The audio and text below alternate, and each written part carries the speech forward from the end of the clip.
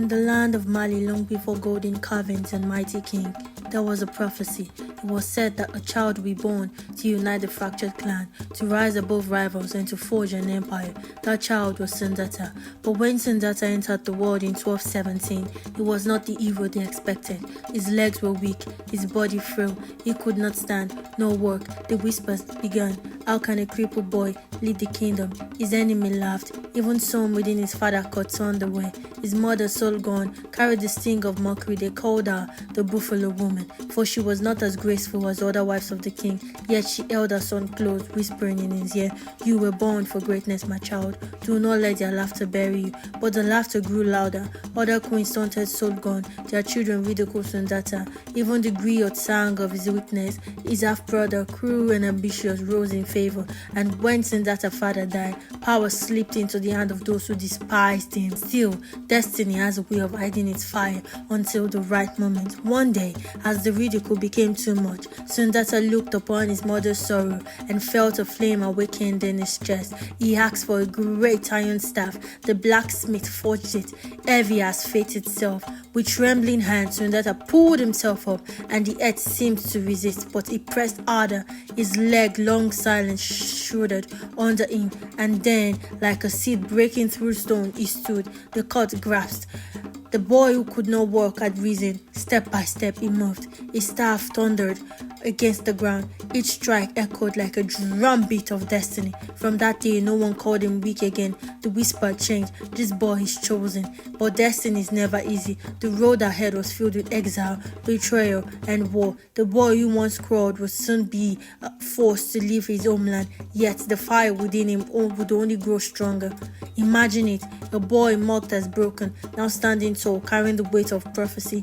Would such a boy truly become the Lion King of Mali?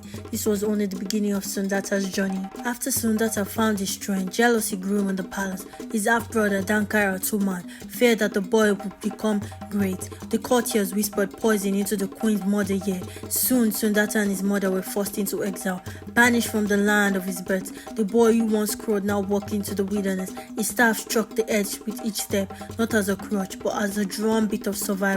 His mother, weary but steadfast, whispered, "Greatness is never born in comfort, my son. It is forged in fire." And so they wandered from kingdom to kingdom, the strangers in foreign lands. Yet, even in exile, the child carried the weight of prophecy.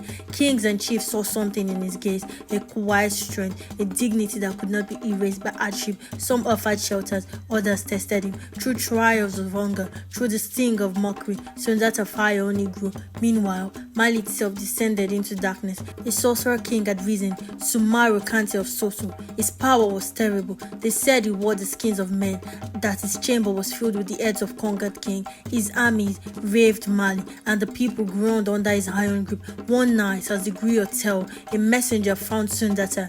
Mali was burning. The elders begged for the exiled boy to return. Only him, the child of prophecy, could stand against the sorcerer's cruelty. At first, Sundiata was silent. Could he truly return to the land that casted him out? Could he forgive the mockery, the betrayal? His mother's words returned to him. "You were born for greatness." And so with steady breath he replied, "I will return. I will fight. I will free Mali." What followed was no ordinary march to war. Sundiata gathered allied from distant kingdoms, warriors and kings who feared Soumaoro's shadow. Under his banner, a coalition was born. GRIOT said he walked not as a beggar now, but as a lion awakening. The people of Mali heard of his return. From village to village, drums thundered his name. Hope lungs strangled by Troyans began to breathe. Mothers told their children, "The boy who once could not walk now comes to lead us." But Soumaoro Kante was no ordinary force. A sorcerer, feared even by his own men. He wielded charms and dark powers. His army was vast, his cruelty unmatched. To face him was to stare into the jaws of death itself. Yet, Sundiata didn't flinch. He carried no crown, no throne, only the fire of his destiny and the strength of those who believe. The stage was set. The crippled boy, turned lion, was marching back to the lands of his father. Mali's fate trembled on the edge of war.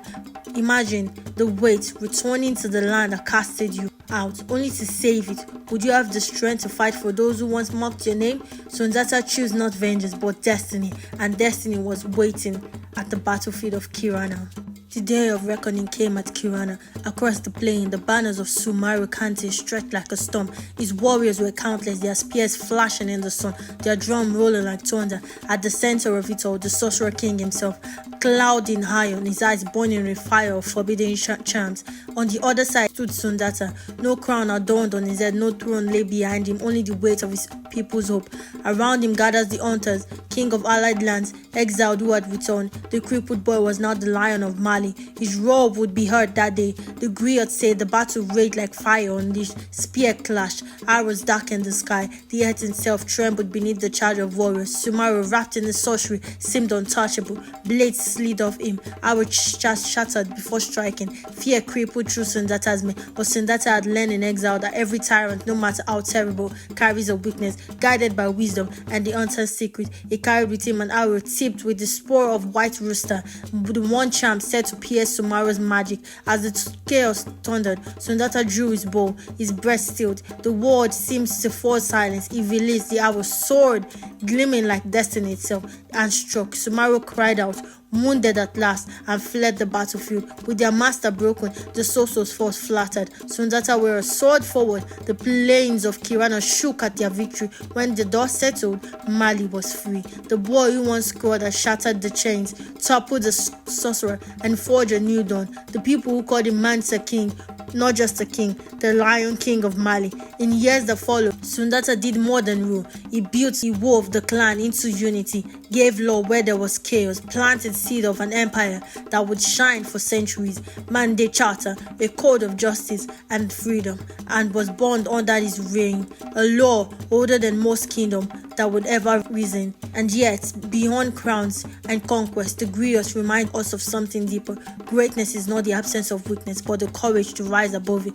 That boy, mocked for crawling, could one day stand taller than the empires. Now, when you feel broken, when the world mocks your step, remember Sundiata. Remember the staff striking the ground. Remember the roar of Kirina. For within us lies a fire waiting to rise. Do not forget to like, share, and subscribe to Digital GRIOT for more inspiring African stories that has been buried deep in history.